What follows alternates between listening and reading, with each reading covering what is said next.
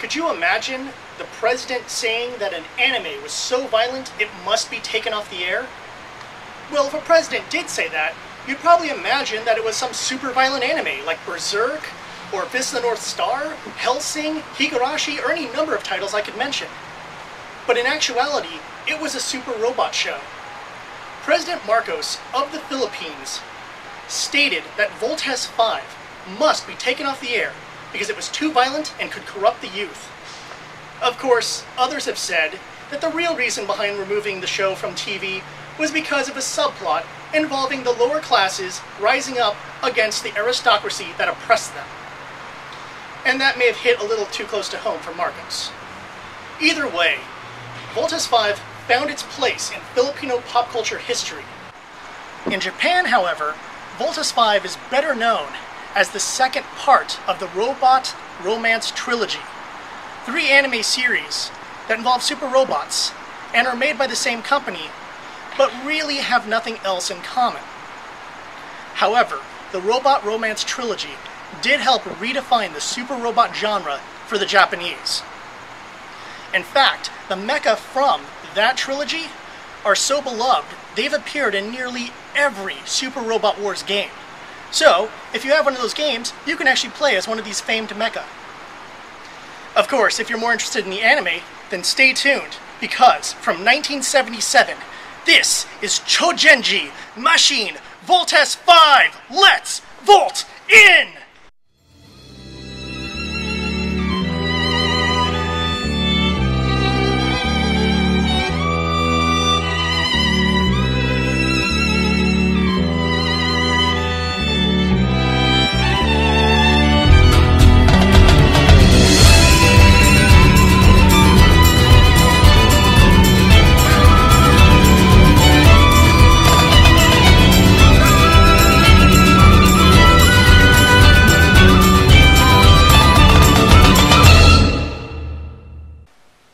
Choudenji Machine Voltes V, or Super Electromagnetic Machine Voltes V, was animated by Sunrise for Toei Company.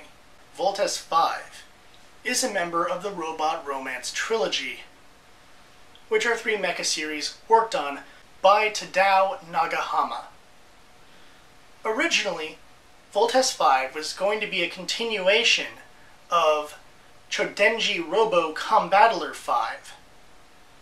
But due to some story changes and some production issues, that did not happen, and Voltes V became its own unique story. Interestingly enough, though, a couple characters from Combattler 5 do make minor cameo appearances in Voltes, but it's just for fun. In addition to being the series director, Tadao Nagahama also did a little bit of work on writing the theme song lyrics, which it is kind of cool to know that the director actually worked on the theme song. In addition, Nagahama also worked on an arc of Rose of Versailles and the original Raiden series. Unfortunately, Tadao Nagahama died in 1980. So many of you who are familiar with newer anime will probably not see much of his work, because a lot of his work from the 70s is not that easy to find. The art direction is handled by Takashi Miyano, who worked on one of my favorite series, Lupin the Third. Many of the TV specials have some of his art direction, including some of my favorites, like Alcatraz Connection, Secret of Twilight Gemini, Angel Tactics, The Last Job, all of which are more modern Lupin specials, and many of the specials that he did work on can be found here in the US. His art direction is awesome. As I mentioned in the opening sequence, the Philippines did get Voltes V, and it did get taken off the air. But what's interesting about the Filipino production is that it's an English production. They actually did an English dub for the series. The series did get taken off the air in the Philippines, but returned in the 1980s and has since had reruns throughout the decades. It is hugely popular in the Philippines, and it's an enjoyable show, so that's fully understandable. And it's a nostalgic show to many children of the 70s and 80s. But what you might not know is that Voltes V did have a brief appearance here in the United States. There were a couple videos released featuring compilation movies of the first arc and the final arc of Voltes V. I've heard these are horrible and they're almost impossible to find, but they do exist somewhere out there. The plot is about as typical as it gets for super robot shows. A group of evil aliens have invaded Earth. Thankfully, some intrepid scientists have developed a weapon that will take care of it. The super robot Voltes V. A group of kids pilot this giant robot and battle the alien forces in order to save the world. What sets Voltes V apart is that a lot of the plot is ongoing. While you do have your occasional filler episodes, there are a lot of episodes that actually contain an ongoing story. The Bosanian Empire tries to find new ways to defeat Voltes V, and some of those ways are actually multi-episode arcs of the Bosanians coming up with a specific weapon that helps them overcome Voltes, or new armors, or a specific kind of monster, any number of things that can actually make multi-episode arcs. In addition, the Go brothers are on a constant search for their father after they learn that he might actually be alive. There's also some change-up in terms of their mentor, because various mentors in the series die and are replaced with new ones, making for some very interesting character interactions. The finale of the series, I'm kind of mixed on it. On the one hand, it does have some pretty intense battles, but on the other hand, a lot of the victories at the end of the series feel very anticlimactic. That doesn't mean it's not a worthwhile watch, it just has that flaw. The Voltes team is made up of 5 primary characters. Kenichi, leader of the team, who can be a little rash at times, but generally cares for his team and wants to protect Earth with all his heart. Then we have Kenichi's brother, Daijiro. Daijiro is a big, tough guy on the outside, and kind of a softie on the inside. He generally comes up with some pretty interesting tactics. The final brother is Hiyoshi. Hiyoshi is the youngest member of the team, but he's also supposedly the smartest. He tends to be the one to repair the machines in the field, he develops his own little robot octopus friend, and he actually has some skills. Wait, seriously, did he just do that to a shark? Damn! Ippei is a Japanese-American immigrant who became a rodeo star. No, seriously, that is his backstory. He is very hot-headed and tends to get in fights with Kenichi. So much so that they actually made the two of them fighting part of the opening sequence. He's definitely very skilled, but unfortunately, as opposed to the Go brothers, who have a very distinct story arc involving the hunt for their father, Ippei doesn't get as much of a story. Finally, we have Megumi. She is the daughter of the general in charge of the Earth Defense Forces. She's also a ninja, and apparently so is her father. She tends to be the very compassionate member of the team who tries to keep all the different arguing characters, especially Ippei and Kenichi, under control. She doesn't have much development either, which is kind of sad because you'd think there's something they could do with a character like her. There are various people who lead the Voltes team from the command center known as Big Falcon. But my personal favorite, and the one who's around for the majority of the series, is Professor Saikunji. He doesn't take crap from anyone, he comes up with some interesting tactics, and even threatens to kick members of the team off the team if they act in too rash a manner or don't agree with the way he handles things. He's pretty hard-edged, and he's the necessary kind of guy the team needs in order to hold their own against the later attacks by the Boson forces. Speaking of which, the Boson forces are pretty interesting in and of themselves. Prince Hynel is a really cool character. He has a very interesting design, but once you get past the design, he actually has a lot of depth to his story, because he is surrounded by political intrigue from the Boson nobility. He tends to be a very strict leader, but in several scenes you can tell that he cares about his subordinates. He isn't your usual super angry, we need to kill these guys right now villain who then rages and freaks out when his monster of the day loses. He tends to be very calm and collected, and only losing his cool when pushed beyond his patience. Most of his subordinates are kind of memorable, but the two who really stick with him throughout the entire series and who really have very memorable moments are Jungle and Catherine. These two characters stick by Hynel no matter what happens in the course of the story, and they're both very memorable in terms of their design and in terms of their personalities. Jungle is your hardcore soldier. Nothing gets in his way, and he will not accept defeat. Catherine is much more compassionate and really worries about Hynel and the things that he is dealing with. The Boson forces are actually, in some regards, a little bit more likable than the Voltes team, just because we actually get to see them kind of grow from "Mwahaha, I am the villain," to "I'm actually a character, I have a personality, I'm a general who will not stand down, I will fight for what I believe in, and I will fight for my people, and if my people say you need to conquer Earth, I will conquer Earth, darn it."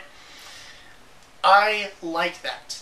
The fact that I care about some of these generals, and especially about Prince Hynel, as the story progressed, really shows how much work they put into making these villains have a lot more depth than your usual "Grar, I am an evil alien, Earth I will capture, to be in my collection of planets, gwahahaha." Because most of the times, and especially in Super Robot, that's as good as you're gonna get. The real downside to all the characters is that there's not as much development as you'd like. And even some of the big revelations aren't particularly surprising, and they do not do enough with those revelations to really make them big, huge, standout moments for the series. That being said, you can grow to like a lot of these characters. No one is outright hateable, except for a handful of the Bosonian generals, who are designed to be that whole "Gwahaha, I am the evil alien." The sound design is actually pretty good. The music fits the different scenes. It's not the most memorable of music, but it definitely fits the various sequences. And I actually really like the musical sting they use when they introduce the title of an episode.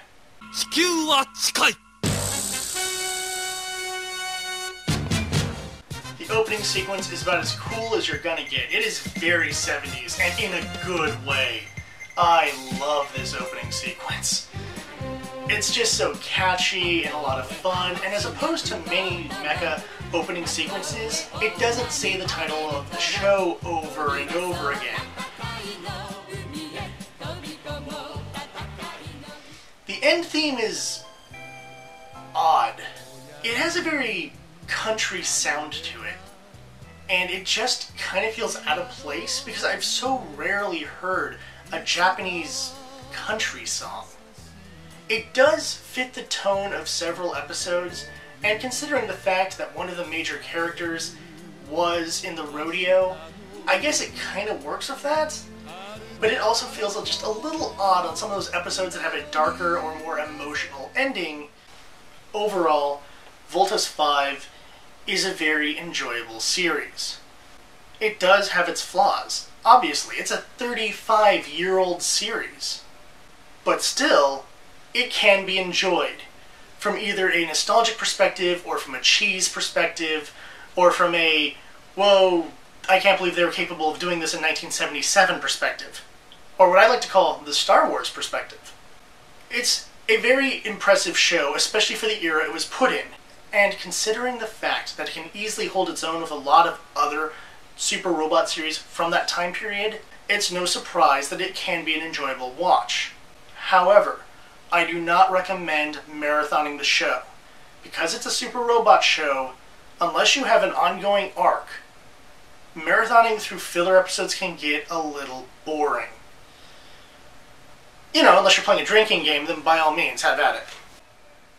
As mentioned before, there is an English dub from the Philippines for Voltes V.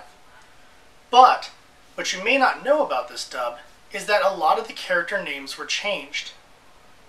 The Go brothers got changed into the Armstrong brothers.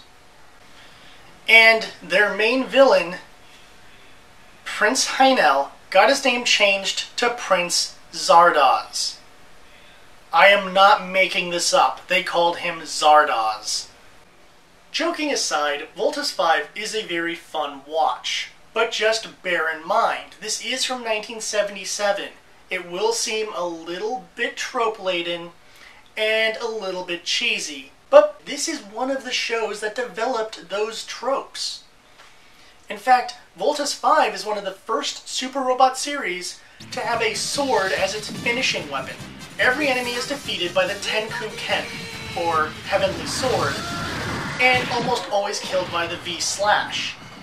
And that would be reused in variations for a lot of different mecha, including one of my favorite Super Robot shows, Beast King Go Lion, or as it was called in the US, Voltron.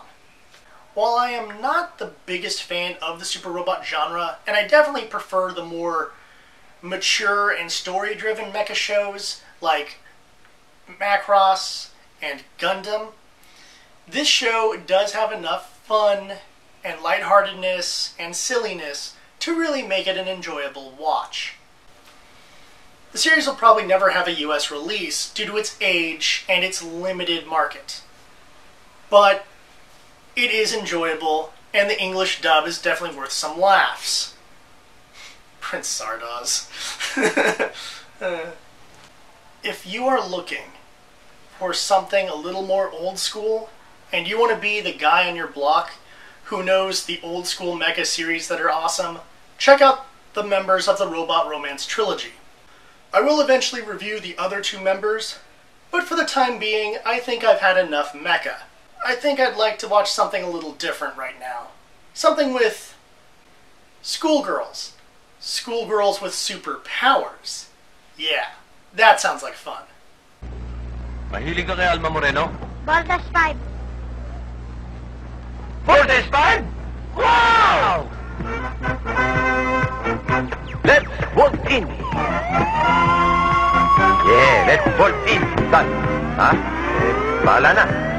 Pagdating ng araw at di na tayo kids. Pagdating ng space, 1999. Ang aking sasakyan isang magarang rocket ship. Biyahing Star Trek, driver ko ay bionic. Sister B, Flash Gordon, lagi kong kadate. Robot lang lagi ang sasayaw. Voltes V ang discotheque. 驚きめさるな。なんと哺乳類下等動物の人間どもが愛情を持っているのでございます。何？愛よ。